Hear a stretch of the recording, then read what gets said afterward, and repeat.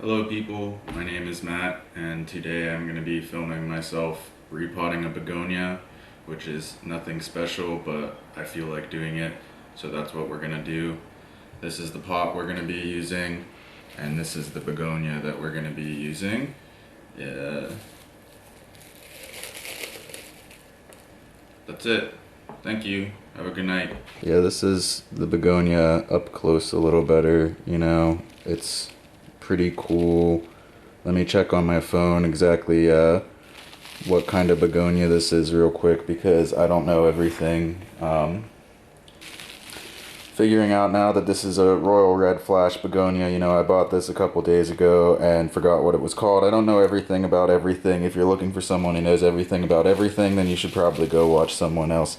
Anyways, we're gonna go on and get started making a dirt mixture, so we're just gonna put this to the side, about right there. That looks nice. I've got some various substrates here. This is pine bark. I'm going to be using the pine bark for increased water absorption or whatever, so that the water stays in the pot longer. Begonias often get very dramatic and droop whenever they don't have water. I know my one does all the time, so hopefully this increases the amount of water absorption and will help the begonia be happy longer. This is some akadama. I'm from Pittsburgh. I don't actually speak English. We just kind of say shit how we want to around here. So I don't know how you say it, but it's clay. It's fucking clay. That's what it is. So that we're gonna be using some of that. Not necessary at all. I just like it. I think it's pretty cool, and my other plants in there grow up pretty good with it. So I don't know, good enough for me. This is some black lava. I use it for drainage, but it's also called black lava, and that's pretty cool. So that's a good enough reason for me, and I think that should be a good enough reason for you too. This thing weighs a lot, just as a FYI. And over here we got the run-of-the-mill shit. We got perlite. We got some dirt that I already used to plant some vegetables, and we're gonna just kind of mix all this stuff together. So I'm just gonna do a simple 1-to-1 ratio of everything. Nothing fancy here. Just gonna do 1, 2,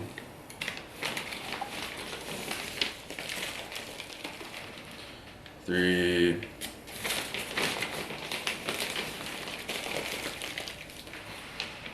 4. That's 4 cups of something. I forgot probably one of the more important rules, which is wear gloves. Nobody likes people who have dirty stuff under their fingernails. So I'm gonna get some gloves on real quick. Yeah, there we go.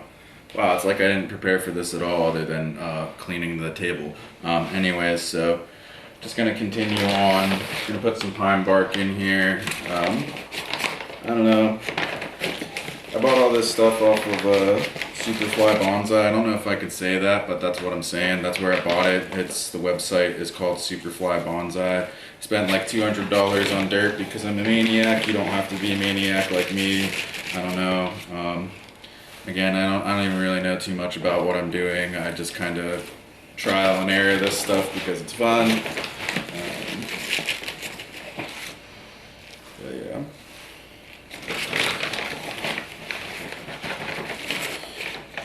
Anyways, get 4 of these guys on there. That's plenty of pine bark or whatever. I'm gonna probably end up putting more dirt in this. I don't know. We're just going on the fly here.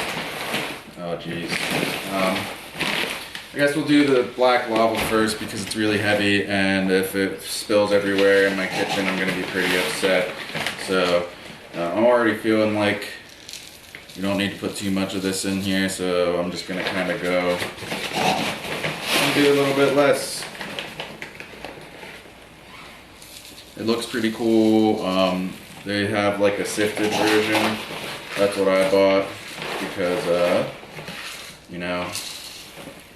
I guess there's a dust that it makes, and that dust will get in the air and get in your eyes and up your nose and stuff, and it's a bad time.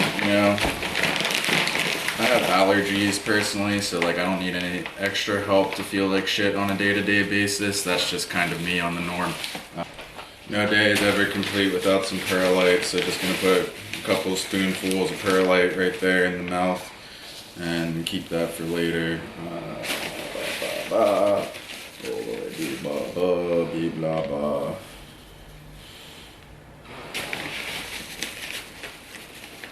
Yeah, so the recipe initially of 1-to-1 is completely out of the window now. We are just doing whatever the fuck we want to. So, you know, I feel like that's more fun doing it that way. You know, you can cook something and follow a recipe every single time, but it's pretty lame. So, I don't know, just do what you want. The plant's gonna look nice once it's in the pot. This stuff grows like crazy. I use it in my succulents, which are over there. And they've all been growing stupid fast because of it. I don't think it's really necessary for a begonia. I'm just using it because I have it, you know. There, we'll just do two and a half-ish of that. Get back in there. Okay. And I put a little bit of extra dirt in there because I think I went a bit heavy on everything else. I did a 1-to-1 ratio of everything for my succulents, which drain like way faster than a begonia needs it to. So don't listen to me. I don't know if I've said that enough. So there, we put a couple extra things of dirt in there.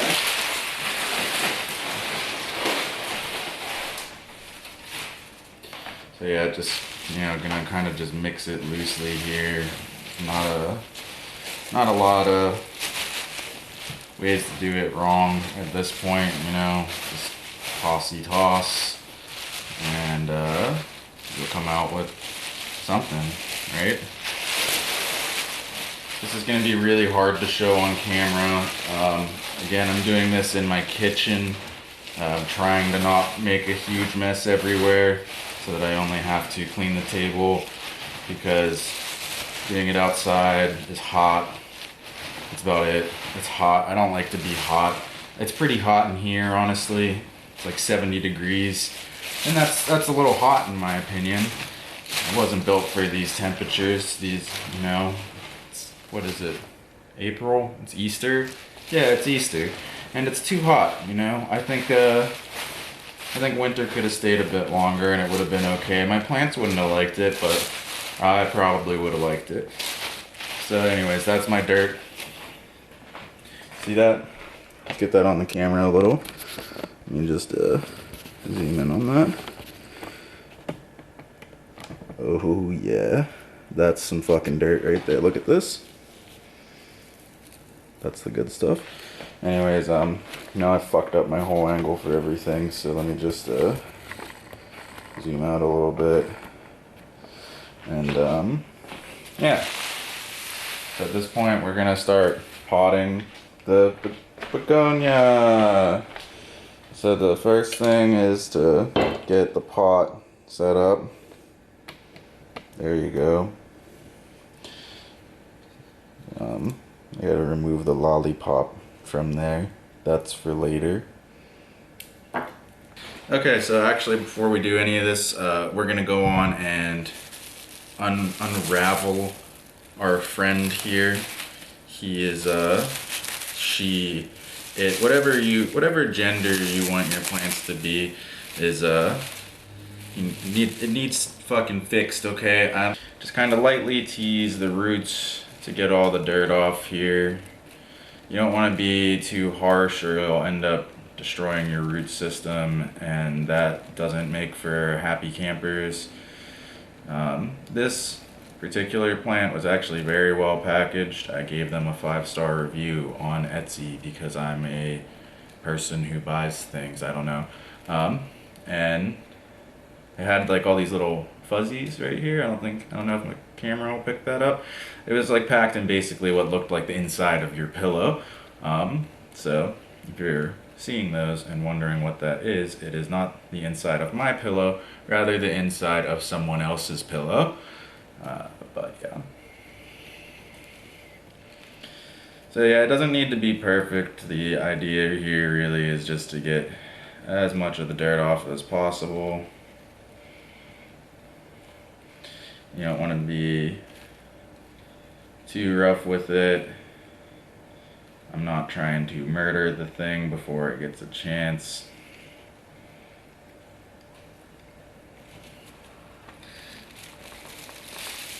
Little shaky shake, you know. And there we go. I'm saying that's pretty good. You get there pretty much everywhere, but you know, it's a process, okay? So, gonna start with the potting. I think that's center camera. Is it? Let's find out. Not really. There we go. That looks a bit better. So yeah, first thing is first, just gonna put some stuff in the bottom. Pretty easy. I don't like to compact my soil too hard because it makes things sad. I don't like to make things sad. I like to make things glad. Like the garbage. And then I think that'll probably be about a good height. So at this point, just kind of fill it in on the side. What I do is normally kind of hold it while I fill it in so that the plant stays in the position that I want it to be in. If you're smarter, then do this outside and you'll save yourself a lot of cleanup. But I'm not very smart. See how it's kind of held in there on that side, you know? Make it a little easier on yourself.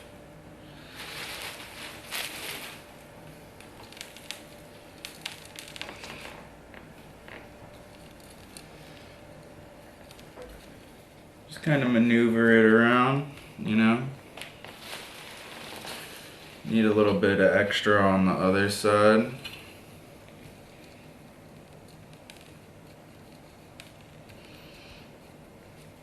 I want to let you know that I am not packing this very hard at all, basically just using my hands to move it out and make sure that it's flat.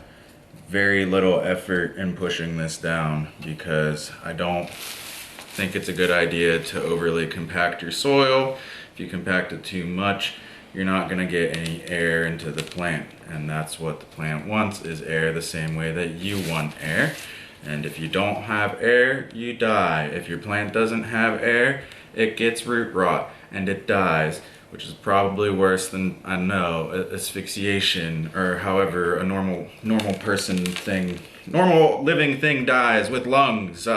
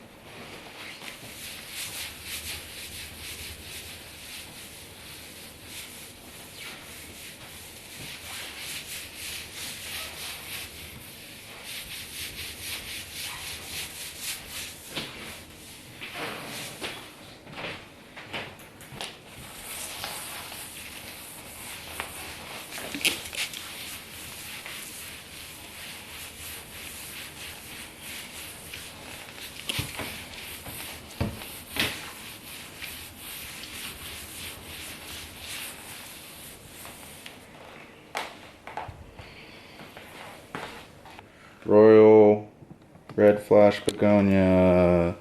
It looks so happy in its new little pot. We'll give it a little swirl so you can see it from all sides.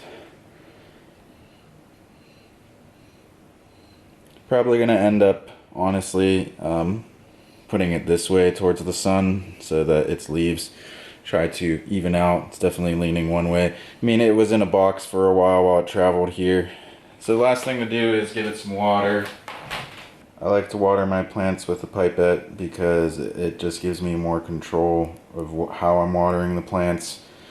I read on the internet, where you read most things, that begonias don't like it when you water them directly on the leaves. They don't like to get their leaves wet, kind of like a cat or other animal that doesn't like to get wet.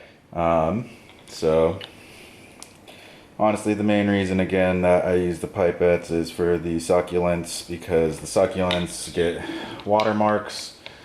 I don't do anything fancy with my water. This is just normal tap water.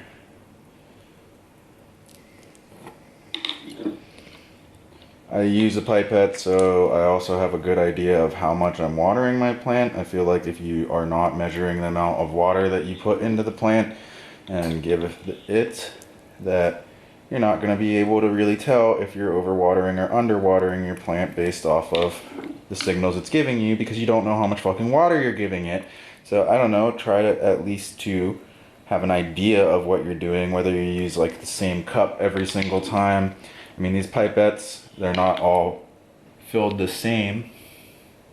This is a great way to give yourself a lot of wrist pain. If you are a grandma, I would not recommend this method, because osteoporosis, or like, I don't know, I type all day, my wrists hurt. You don't even need to be a grandma to have bad wrists.